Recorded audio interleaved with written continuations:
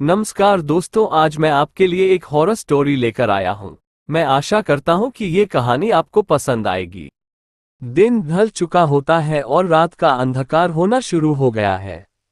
एक आदमी अपनी पत्नी और दो बच्चों के साथ जंगल में चल रहे होते हैं। वह आदमी अपने बच्चों पर कुछ गुस्सा होता है, क्योंकि वो बच्चे खेलते खेलते जंगल में अंदर चले गए थे और उनको ढूंढने के कारण अंधेरा हो गया। वो सभी जंगल और गांव के बीच मौजूद एक सड़क पर आते हैं। उनके पास में ही एक घुमाव होता है। सड़क के उस घुमाव के पीछे से तेज रफ्तार से एक ट्रक आ रहा था। उस ट्रक का ड्राइवर शराब पी रहा था और शराब के नशे में ही गाड़ी चला रहा है। ट्रक जैसे ही घुमाव पार करता है, उसके सामने वो आदमी और उसका परिवार सड़क को पार कर रहा होता है। ट्रक की रफ्तार ज्यादा होती है और साथ ही ड्राइवर खुद नशे में होता है। इसी कारण ड्राइवर ब्रेक लगाने के बाद भी ट्रक रोक नहीं पाता है और उस परिवार को टक्कर मार देता है। वो आदमी तो टक्कर लगने के कारण कुछ दूर जाकर गिरता है। उसकी पत्नी और बच्चों पर से ट्रक का आगे का टायर उतर जाता है, जिसके बाद ब्रेक लगने के कारण ट्रक रुक जाता है। ये सब देखकर ड्राइवर डर जाता है। ड्राइवर डरते हुए ट्रक से नीचे उतर कर देखने लगता है। उस आदमी का सिर फट गया होता है और उसकी पत्नी और बच्चे भी टायर के नीचे आने के कारण अधमरी हालत में होते हैं। उन्हें इस हालत में देखकर ड्राइवर बहुत ही ज्यादा डर जाता है। वो आदमी अपना सिर्फ आधा हाथ ही उठा पाता है और बाकी का शरीर हिला नहीं पाता है। वो अपने परिवार को इस हालत में देख रो रहा होता है, जैसे वो ड्राइवर को उसके परिवार को बचाने के लिए कह रहा हो। ड्राइवर अपना आपा खो देता है और वो ऐसे ही डरते डरते ट्रक में बैठकर ट्रक को भगा लेता है। फिर उस औरत और बच्चों पर से ट्रक का पीछे का टायर भी उतर जाता है, जिसके कारण उसके पूरे परिवार की मौत हो जाती है। ये सब देखने के बाद वो आदमी और भी ज्यादा रोता है। ट्रक जा चुका होता है, अब वहां सिर्फ वो परिवार ही बचता है। उसका परिवार उसकी आंखों के सामने ही दम तोड़ देता है।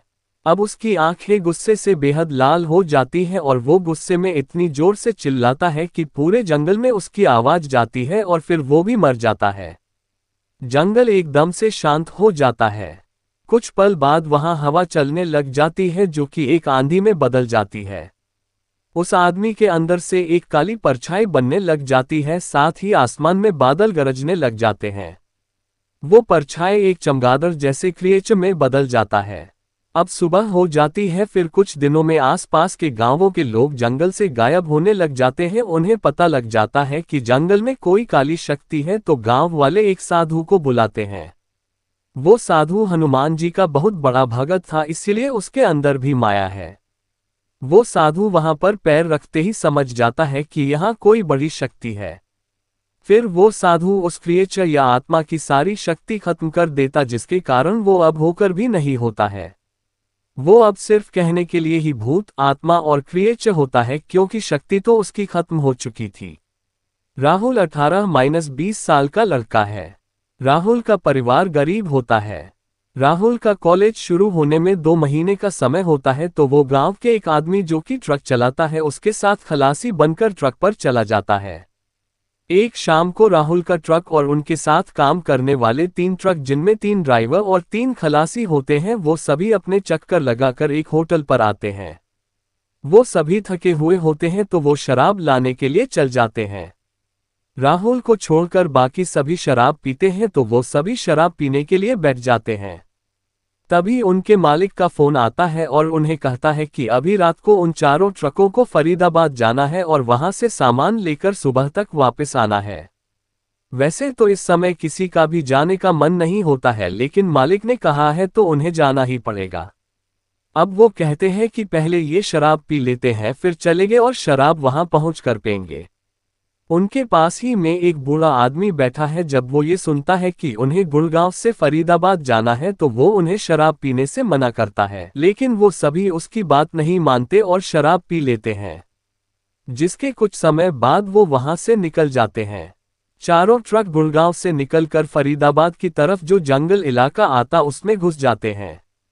दूसरे नंबर पर राहुल का ट्रक होता है और उस जंगल में घुसते ही अचानक उनको अजीब सा सन्नाटा महसूस होता है क्योंकि उसमें उन्हें काफी दूर चलने पर भी कोई भी साधन नहीं टकराता है। राहुल का मन थोड़ा थोड़ा घबराने लगता है। तभी राहुल को अचानक सामने काली परछाई और बिल्कुल लाल आंखें दिखाई देती हैं, जिसके कारण राहुल अचानक से चीख पड़ता है। ड्राइवर गाड़ी रोक देता है और राहुल से पूछता है कि क्या हुआ। राहुल सामने इशारा करते हुए कहता है कि सामने कुछ था। तब तक पीछे वाले ट्रक के ड्राइवर और खलासी भी वहां आकर पूछते हैं तो राहुल उन्हें भी यही कहता है कि वहां कुछ अजीब था, तो वो सभी इसे राहुल का वहम मानकर चलने लगते हैं। वो कुछ दूर चलते ही हैं कि उनके पास से बहुत ही तेज रफ्तार से कुछ गुजरता है, लेकिन हैरानी की बात तो ये होती है कि सामने से कोई लाइट भी नहीं जल रही थी और इतनी तेजी से कुछ गुजरने के कारण वो सभी डर जाते हैं और अपने अपने ट्रक रोक देते हैं और नीचे उतरकर इकट्ठे होते हैं। उन सबको लगता शायद कोई गाड़ी थी, लेकिन ये तो वो सिर्फ अपने मन को तसल्ली दे रहे होते हैं। असल में सभी के मन में डर बैठ गया होता है, तो वो बाकी बची शराब पीने की ठानते हैं। साथ ही वो नंबर 1 वाले ट्रक ड्राइवर को फोन करते हैं तो उनके फोन में नेटवर्क नहीं आ रहा होता है। राहुल उनको शराब पीने से मना करता है और उस होटल वाले बूढ़े आदमी की बात को याद दिलाता है, लेकिन वो सभी राहुल की बात को टालते हुए शराब पीते ही रहते हैं। कुछ देर बाद वो चल पड़ते हैं और ट्रक को कुछ रफ्तार से चलाते हैं ताकि अपने पहले ट्रक को पकड़ सके। राहुल के मन में तो डर बैठ जाता है। वो सब आगे चलते हैं तो उन्हें कुछ दूर चलने पर उनके साथी का ट्रक दिखाई देता है। वो सभी अपने ट्रक रोककर उन्हें देखते हैं कि ट्रक क्यों रोका हुआ है। जब वो सभी वहां जाकर देखते हैं तो सभी हैरान होते हैं क्योंकि वहां ना ही तो ड्राइवर होता है और ना ही खलासी होता है। वो सभी उन दोनों को वहां ढूंढने के लिए जंगल के अंदर घुस जाते हैं। वो सभी मिलकर उनको ढूंढने लगते हैं। कुछ अंदर जाने के बाद तेज हवा चलने लगती है। वो सभी कुछ डरने लगते हैं। तभी वो एक बरगद के पेड़ के नीचे पहुंच जाते हैं और उनके सामने एकदम से वो ड्राइवर और खलासी दोनों फांसी लटके हुए उनके सामने आते हैं, तो वो सभी एकदम से बहुत ही ज्यादा डर जाते हैं। राहुल उनको वापस चलने के लिए कहता है कि यहाँ कोई काली शक्ति है, लेकिन उन सभी को शराब का नशा हो चुका होता है, तो वो सभी ये सब किसी लुटेरे का काम मानकर उसे मारने की ठानते हैं। तभी कुछ पल बाद उनके सामने वो क्रिएचर आ जाता है और उनके सामने ही ड्राइवर की खोपड़ी को खाने लगता है, जिससे वो सभी बहुत डर जाते हैं और भागने लगते हैं। लेकिन वो क्रिएचर उनमें से एक को तभी शिकार बना लेता है। बाकी बचे हुए लोग ट्रकों की तरफ भागने लगते हैं। वो जैसे ही ट्रकों को स्टार्ट करते हैं तो वो ट्रक स्टार्ट नहीं हो पाते हैं। क्रिएचर एक ही इशारे से उन सभी ट्रकों में आग लगा देता है, जिसके कारण उन्हें वहां से उतरकर पैदल ही भागना पड़ता है। कुछ दूर भागने के बाद उनको एक गांव दिखाई देता है, तो वो सभी उस गांव की तरफ भागने लगते हैं, लेकिन तभी वो क्रिएचर उनमें से एक को मार देता है। अब वे चारों डरते हुए गांव की तरफ भागते हैं। कुछ दूर भागने पर जब राहुल पीछे देखता है तो वो और भी ज्यादा घबरा जाता, क्योंकि अब वे सिर्फ 3 ही बचे होते हैं। फिर एकदम से वो क्रिएचर राहुल के सामने आ जाता है, लेकिन वो क्रिएचर राहुल को नहीं मारता है, बल्कि उस तीसरे आदमी को अपने साथ उड़ा ले जाता है।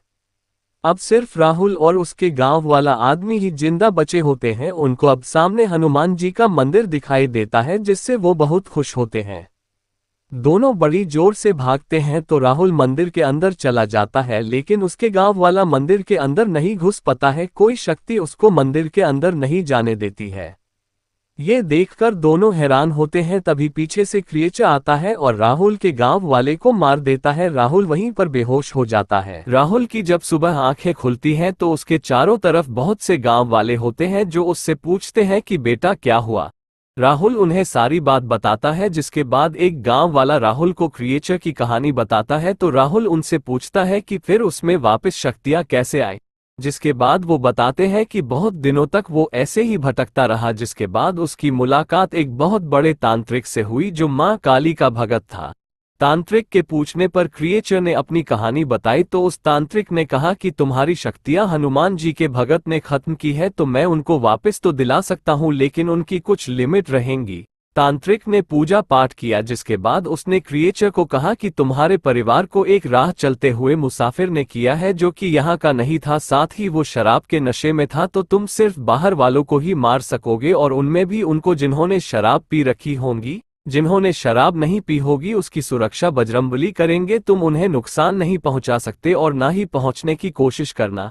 गांव वाले ये सब बात राहुल को बता देते हैं, जिसके बाद राहुल कहता है तो इसीलिए मैं बच गया और चाचा ने शराब पी थी इसीलिए वो मंदिर के अंदर नहीं घुस पाया। फिर वो सभी जब वहां रोड की तरफ जाते हैं तो उन्हें सभी की लाशें बरगद के पेड़ पर लटकी हुई मिलती है। कहानी अच्छी लगी तो लाइक शेयर और चैनल को सब्सक्राइब जरूर करें।